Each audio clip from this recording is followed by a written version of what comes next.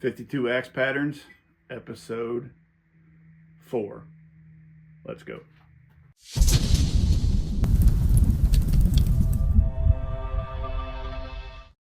The difference between a Michigan double bit and a Western double bit. This one here, I believe, is a Michigan. It is an anniversary made by Kelly for Montgomery Ward. It's pretty full. It's a 3 pound. It says 3.2, so 3 2/4, but it's actually 3 pounds and almost 10 ounces. So it's a pretty full one. A little bit thick in the cheeks. It's a nice one. It's got a couple little ding right here on the toe on one side. So you see where it's got a crown that goes up on both sides. So that would tell me that it's basically a Michigan. Once they get worn down, it's kind of hard to tell. So that's why I'm only doing one episode for a full-size double. And this one is a Western. So it's not worn hardly at all. It is also a 3.2 Kelly. Perfect. And the crown goes pretty straight all the way across. This would tell me that it's a Michigan, or a Western. This one, how it goes up a little bit, but it typically had a rounded toe and a rounded heel. So, but like I said, once they get worn, it's really hard to tell. But we're going to do an episode on just a full-size double bit. Let's call it Michigan Western pattern. But yeah, this one I believe is a Michigan. This is the one I'm going to hang. I'm going to hang it on this Whiskey River 40-inch hickory handle. I've had it for a while.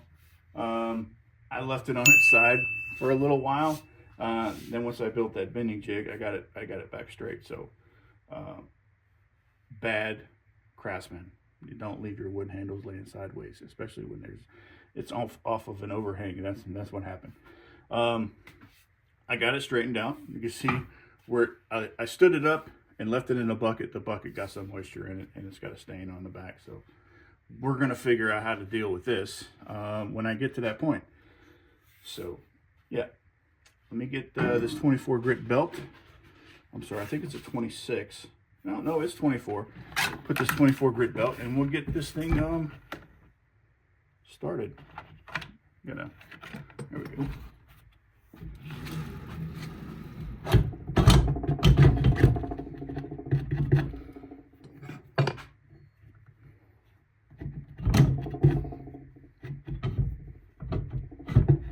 A little bit of a jam there. There we go. That's good. All right. So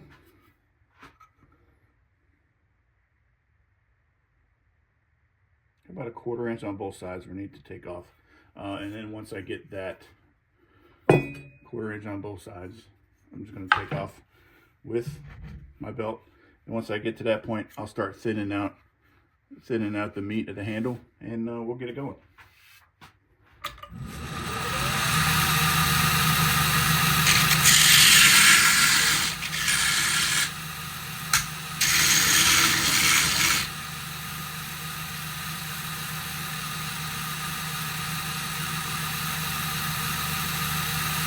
Maybe a little more.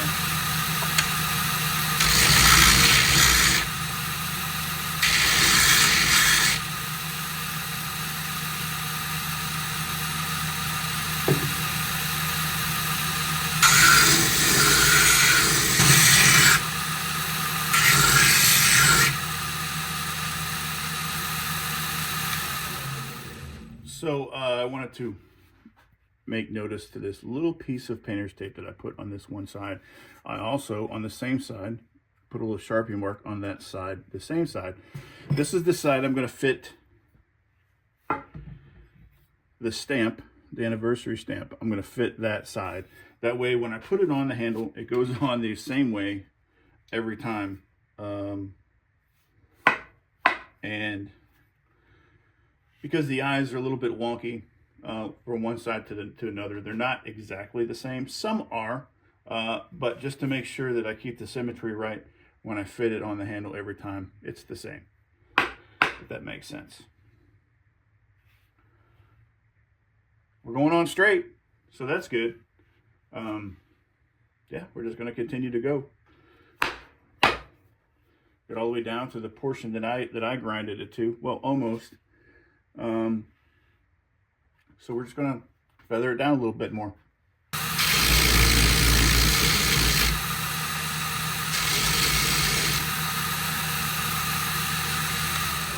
See how I grinded a taper? I don't know if you can see that. There's a taper on both sides. Basically, I just want to make sure that there's enough room, because like I always say, once you take, you can never take off too little. Because once you take off too much, that's it.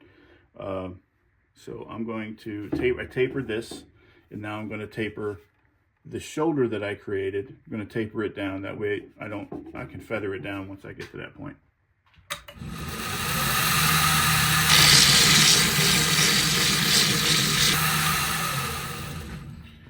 You see, we got pretty good compression. We're only about maybe halfway down.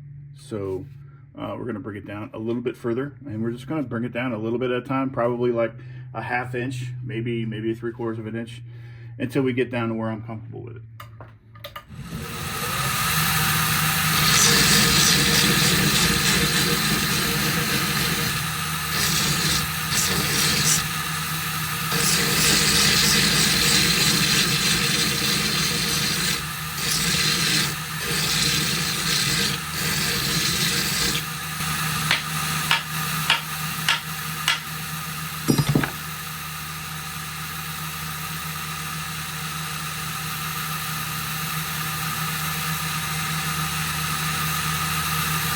Getting there.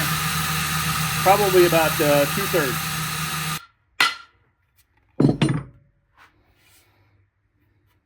All right. We got about 3/4 of the way. So we got, it's about a ½ inch to go in the eye. So we're going to come up about another inch. But yeah, it's shaping up. It's a little, could go a little bit. I could get that. We'll get that fixed though. I'm sure you're wondering, why is he putting a 40-inch handle on a 3.5-pound head? It's just the person that I'm making this for, he is a very tall human being, and I wanted to, that's something that he's more comfortable with, so that's what he's going to get.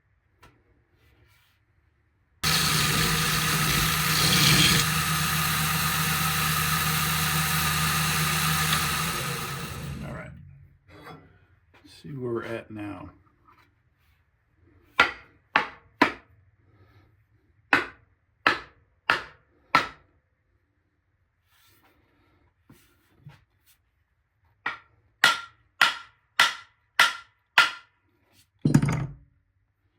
Whoop, I can feel it. So we're got about another 1/4 inch. We came up, so we've got about a 1/4 inch to go from the get on top, from when we're up level. It's straight, yeah, so we're looking good.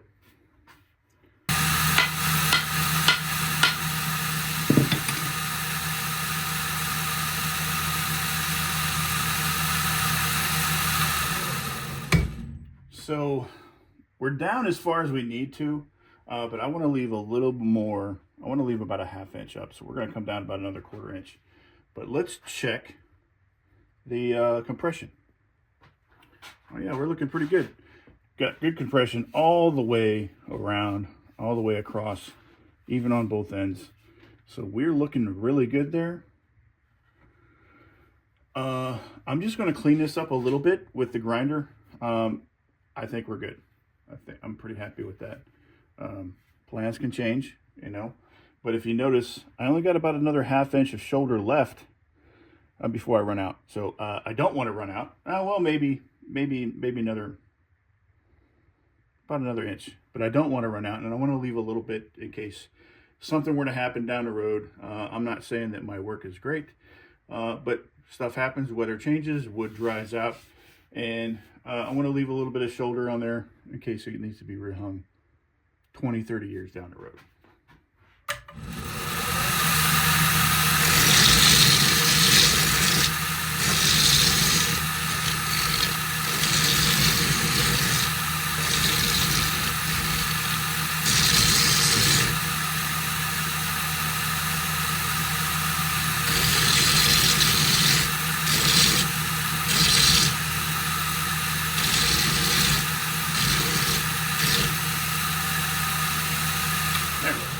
got that lip off.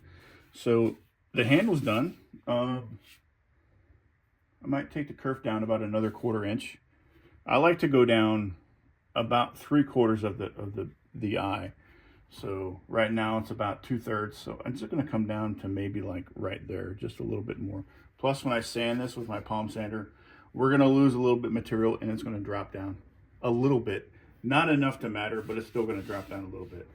And also, I'm going to torch this handle and treat it with iron acetate because I think it's going to be pretty nice.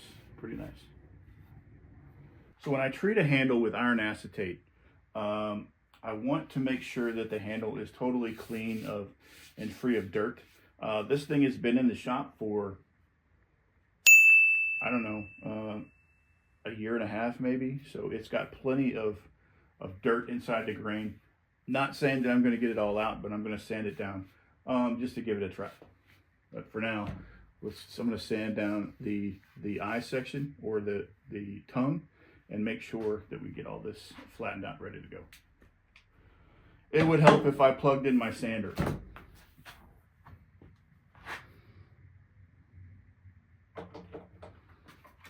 There we go.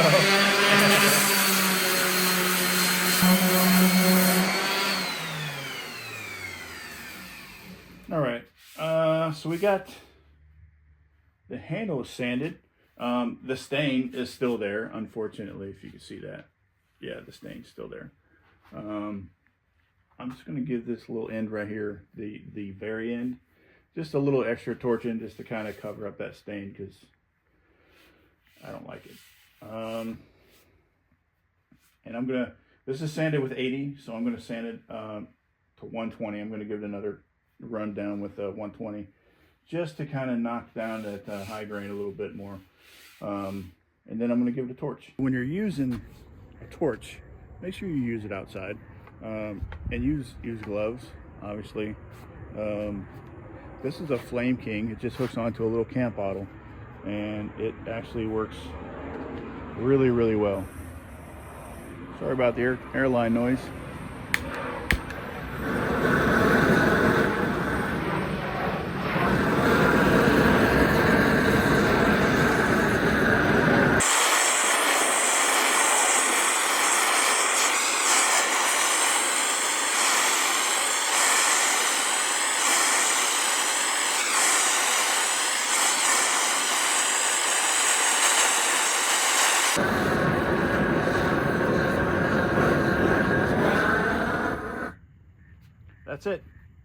That's it. It's pretty simple. I need to touch it up one little bit more on top.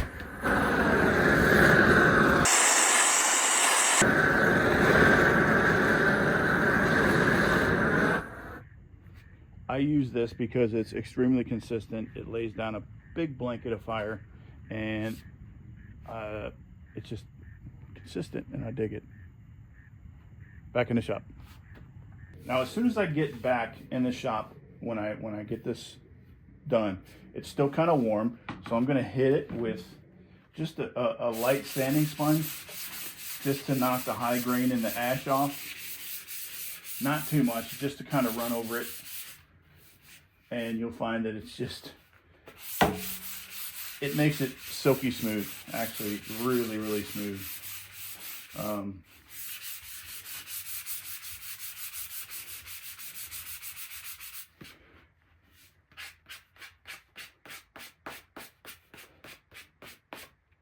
Yeah, see what I did? I charred it a little bit extra on the end. That kind of covered up that, or blended that stain a little. Yeah, that works out really nice. When you're using iron acetate, make sure you wear gloves. This is what iron acetate is. While I'm putting the gloves on, I'm going to explain it to you a little bit. I basically take a gallon of vinegar, pour out about a cup, and then you just tear up little bits of steel wool. The steel wool, you got to make sure you wash them out with dish liquid to get all the oils out of them. Otherwise, it's going to take a whole lot longer for the steel wool to react with the vinegar. Don't ask me how I know. Just do it that way. Wash the steel wool out with vinegar or with dish soap. Get it nice and clean, It doesn't matter if it's still wet or not because you're going to put it in vinegar anyway. Probably for a gallon, probably like 2 or 3 steel wool pads. And that'll do it. After a while, it'll turn reddish brown. But yeah, just once the steel wool is fully disintegrated and absorbed into the vinegar, then it's ready to use. I've had this gallon for, I'm getting ready to make another one because I use this quite often. But I've had this gallon for probably 2 years, and it's lasted that long, but I've done, you know, a lot of handles. But yeah, just paint it on. Doesn't matter if it's drippy. It's going to soak right in anyway, especially because the handle is, it's not hot anymore, but it's warm. I don't suggest you do it on your workbench because whatever it touches, if it touches any wood, there's a chance it's going to stain it because that's what it does. Especially if it has tannin in the wood, because the iron acetate reacts with the tannins and then creates a natural effect, a browning effect. Hickory doesn't have a whole lot of tannins in it, but it has some. Probably going to do this 3 or 4 times. I'm going to let it dry, hit it with the sanding sponge, hit it again with iron acetate, let it dry, sanding sponge, acetate, iron acetate. It's just probably 3 times. I don't know, it just depends. It depends on how much it reacts. The more you do it, the darker the grain's going to get, the browner the white's going to get. And I like it a lot. So I'm going to set it up to dry, and we're going to get started on the head. Second coat of iron acetate. Just going to put it right here in the vise. There we go. And I got the head cleaned up, so let's take a look at it. You got Anniversary right here. That is the line that Montgomery Wards used when they purchased it from Kelly. You can see the distinctive bevels on both sides where there's a line. That tells me that it's probably older, and there's an X right there. You guys see that? There's an X right there. If you know what that means, I read about it once before. I don't remember. But if you know what that X means, let me know. With the belt progression I'm going to do today, I'm going to start with 36 because I got to do that little profile where that little corner is.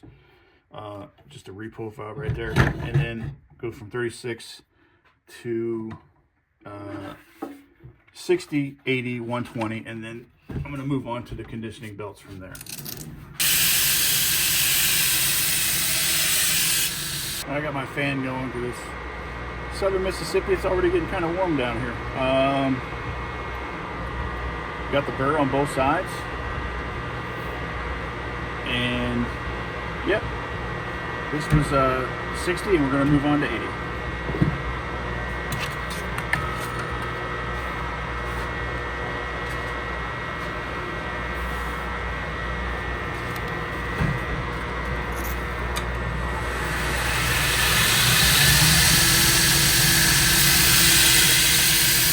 So I decided to take it to 220 J-Flex just to give it a little bit of flex and make sure I hit all the grooves, and then kind of polish up the scratches a little bit.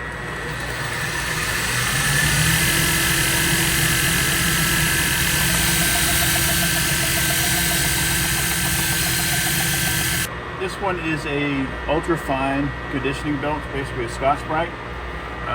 We're just going to take a little bit of the edge off of that bevel. See that little bit of an edge?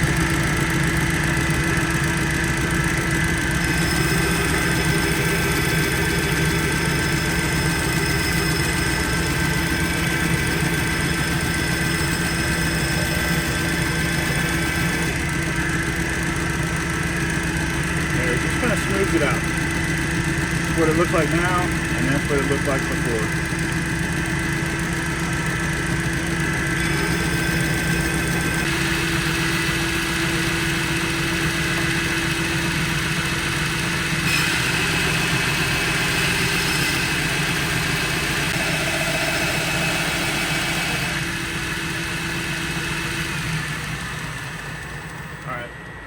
So that's a ultra fine conditioning belt with some rouge on it.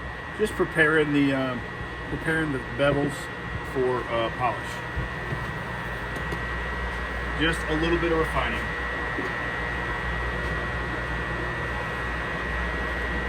And this is the polishing belt, the last belt I'm going to use.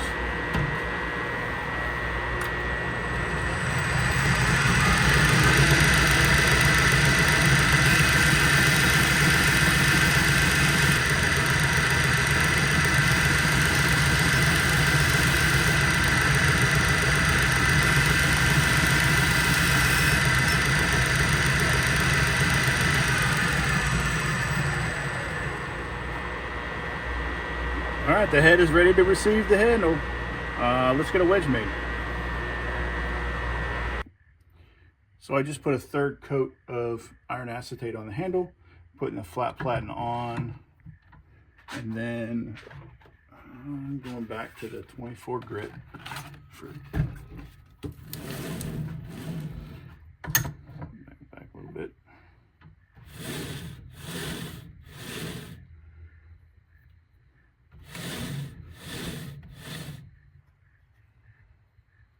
See, so we only need to, I'm not going to cut any off with the bandsaw, but with it being a double bit, I am going to thin out the profile of the wedge a little bit. Get that going.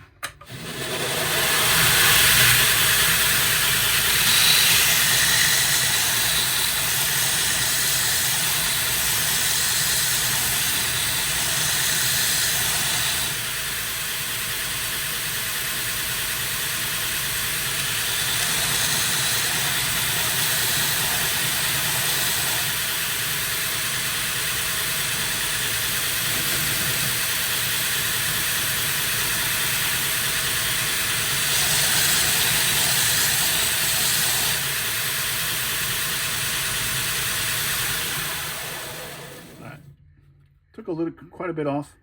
Didn't take long, but especially with the 24 grit belt. So I'm going to work in a couple of tapers, just to kind of, I'm going to work on the taper on one side, and then I'll work on the other side after.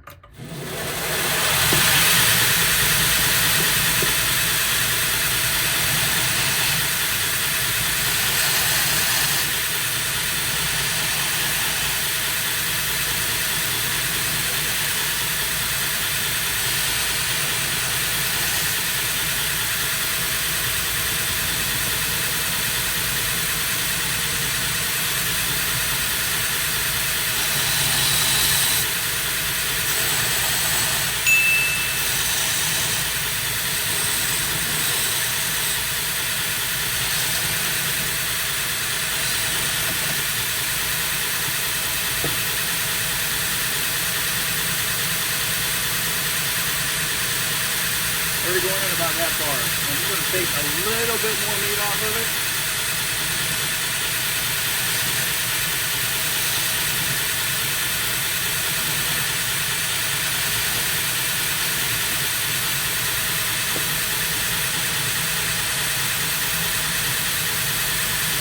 Yeah, it's all good there.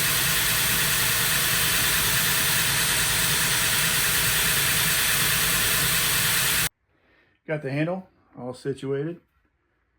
It's a little brown and the grain is black, so once we put the oil on it, it's going to turn really nice, and it's a freaking nice handle. So got this polymerized linseed oil from Wallister Oil. Bought this at Whiskey River. I'm going to dip my wedge in there, probably about a third of the way, and just kind of let it drain. Get this handle all situated.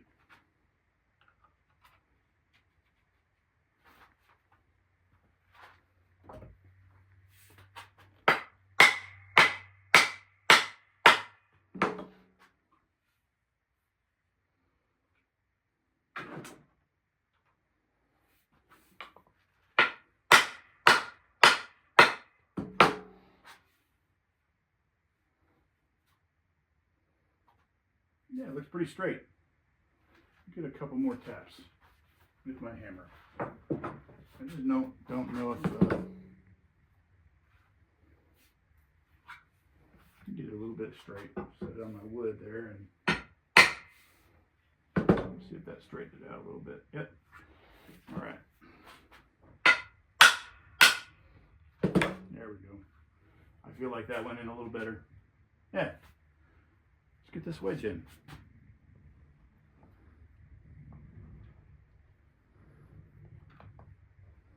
Get it wiped off.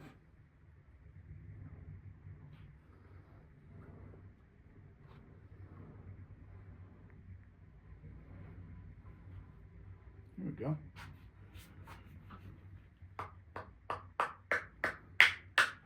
Just use little taps at first, and then once it gets close, or in a little further, let me get a rag, wipe that down.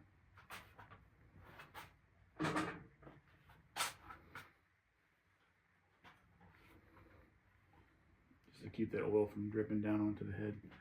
A little.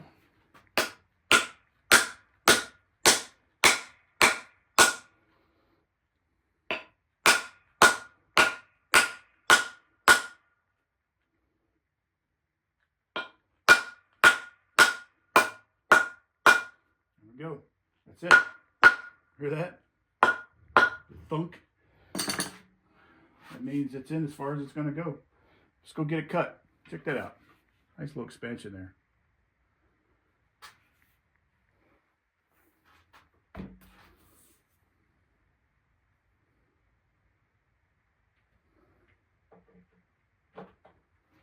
I got a bad habit of not plugging my sander in for some reason today. Check that out, check that wedge job out. And if you look, perfectly straight. Man, this thing, I got a little red spot. Looks like blood right there, but I looked on my hands. I don't see anything, so I don't know.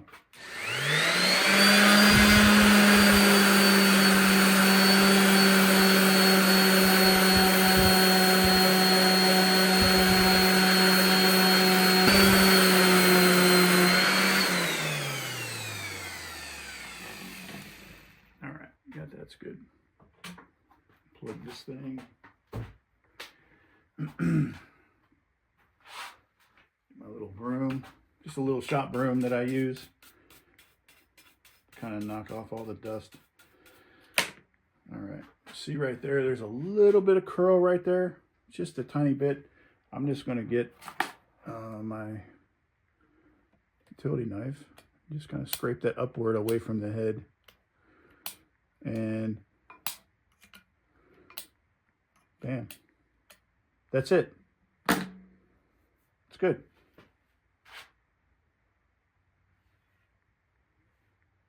This thing is super cool. A 40-inch handle with a 3.2 head. That's just freaking cool.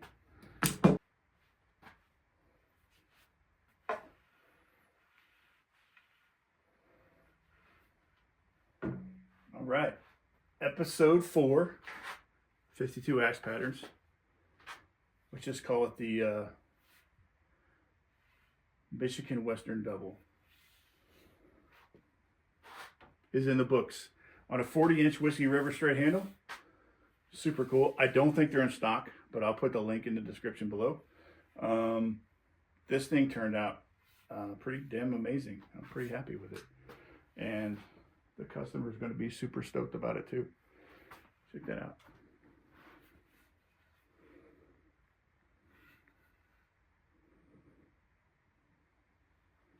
I actually absolutely love this thing. Yeah. So I appreciate you guys hanging out with me. This is episode number 4, 52 axe patterns. If you think of anything you like, I got a list on a lot of patterns, a lot, and I didn't have enough And because a year, 52 patterns is kind of a lot to just have on hand. So I had to phone a friend, a couple of them. So I got more coming, and I'll have everything I need here in the next couple of days. So if you see anything you like, let me know. If you see something you don't like, I would like to hear about it. Like, share, and subscribe. That's it. That's all I got. Thank you. Y'all have a good day.